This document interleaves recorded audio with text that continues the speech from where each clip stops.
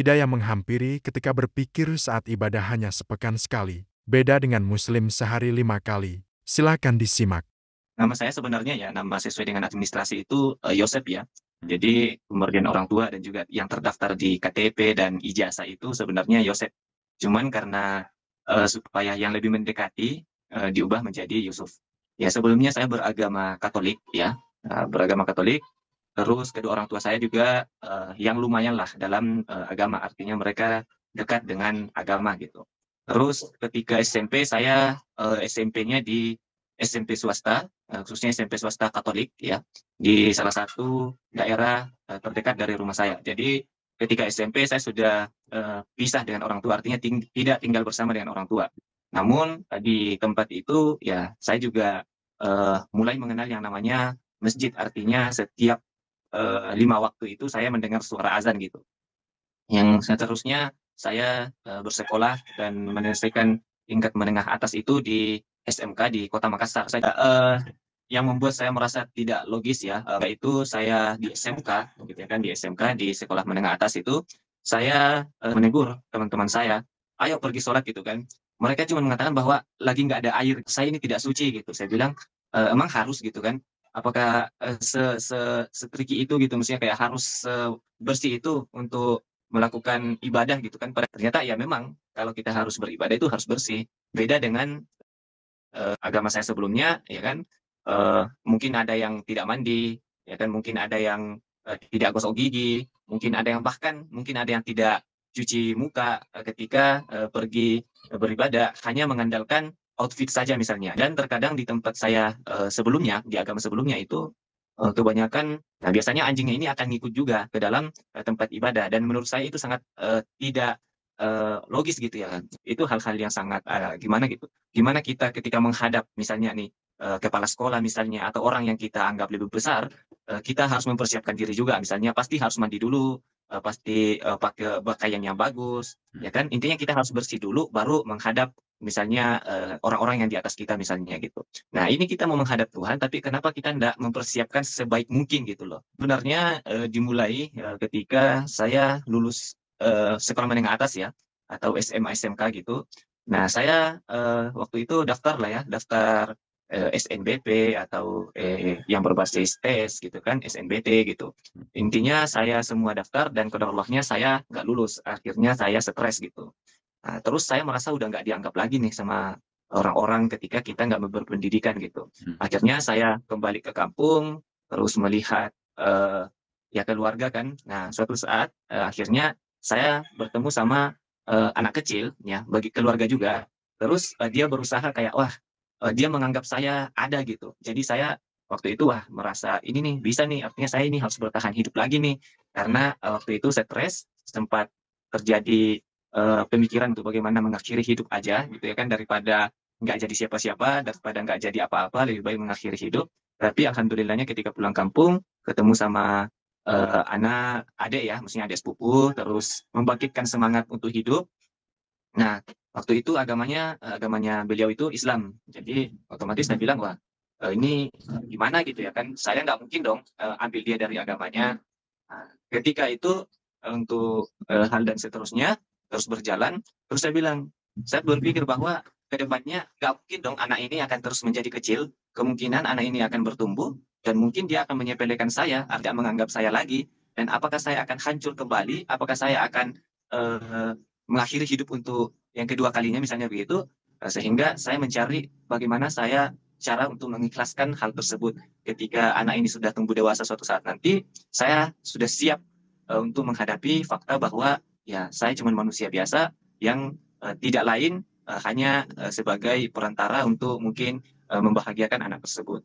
Nah, dan itu pun terjadi. Nah, singkat cerita, ya saya pergi merantau, terus saya bilang nih, saya nggak bisa hidup nih kayak gini-gini aja.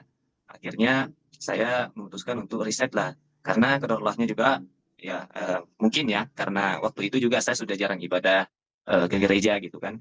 Terus saya riset, saya sempat telepon salah satu kawan saya, kan kalau misalnya di Katolik itu untuk menjadi pemimpin agama atau untuk menjadi pastor itu namanya sekolahnya seminari ya. Nah, di seminari. Terus saya telepon lah salah satu teman saya di SMK waktu itu, setelah lulus dia masuk seminari, jadi saya telepon gitu. saya telepon, bagaimana nih soal keikhlasan itu, di agama kita bagaimana, gitu kan, keikhlasan-keikhlasan atau nilai-nilai keikhlasan itu diajarkan. Tapi, saya belum mendapatkan jawaban yang, memuaskan gitu. Terus saya pindah lagi dong ke agama yang lain misalnya, waktu itu saya cari ke agama Hindu. Terus saya bilang, "Ah, keikhlasan ya nggak ada bedanya gitu dengan agama-agama sebelumnya," gitu. Cuman mengandalkan, ibaratnya kayak hidup di dunia aja. Terus pindah lagi dan pindah lagi, akhirnya saya muak gitu dengan hal itu, ya udah saya stop aja. Terus kembali saya hubungi lagi nih sepupu saya yang Islam gitu kan, "Terus gimana nih? Apakah, gini gini gini?" "Oh iya di Islam tuh, bagaimana kita ikhlas itu nanti diajarkan, tapi ya udah belajar aja."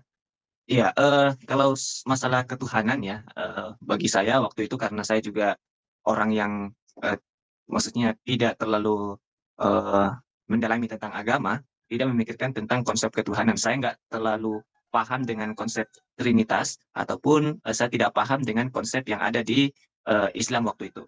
Jadi yang saya, menarik dari Islam itu sendiri adalah ketika saya sudah terlarut dalam kemaksiatan waktu itu dan saya pikir bahwa ketika saya di agama sebelumnya, waktu untuk berbuat maksiat itu sangat terbuka lebar dan sangat-sangat memberi kesempatan untuk kita melakukan hal itu.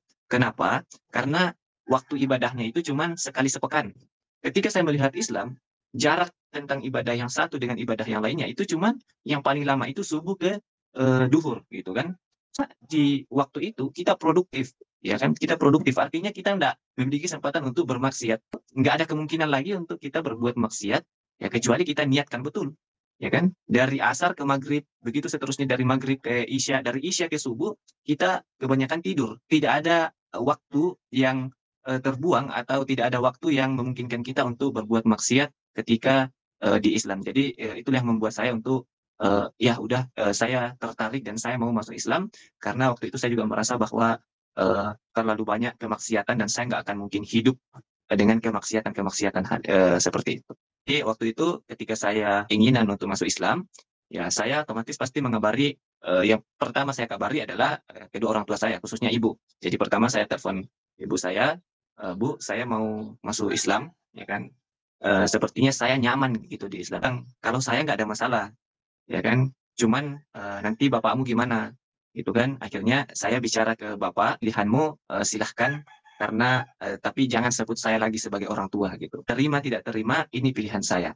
Jadi waktu itu ya jelas tidak ada komunikasi setelahnya, tidak ada komunikasi lagi dengan, orang tua khususnya bapak, sampai beberapa bulan. Jadi saya pernah singgah di rumah hanya untuk menyapa ibu saya, lepas itu, kembali meninggalkan rumah karena jangan sampai terjadi perselisihan antara saya dan bapak. Ketika saya sudah masuk Islam, saya pernah melakukan, video call ya, video call, dengan, kakak-kakak saya, saudara-saudara saya, dan ketika itu, ayah sempat, melihat sepintas, tentang saya yang ternyata sudah masuk Islam.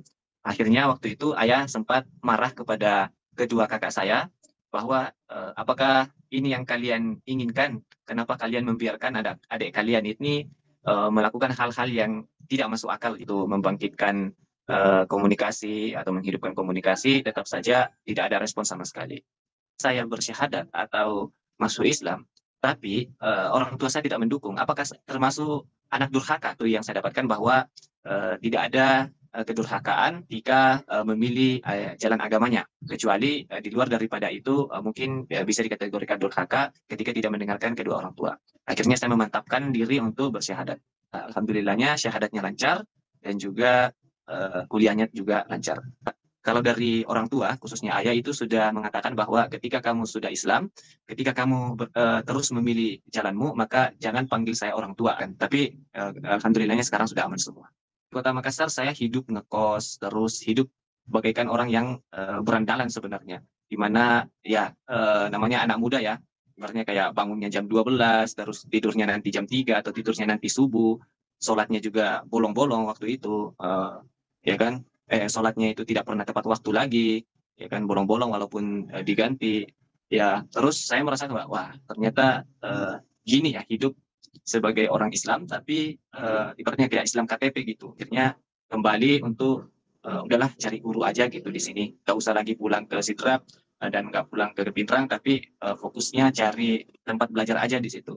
Jadi waktu itu cari tempat belajar, akhirnya ketemu, akhirnya ditawarkanlah untuk masuk di pendidikan dai atau sekolah dai, dan alhamdulillahnya masuk, terus belajar dan sekarang menjadi dai utusan di lembaga tersebut.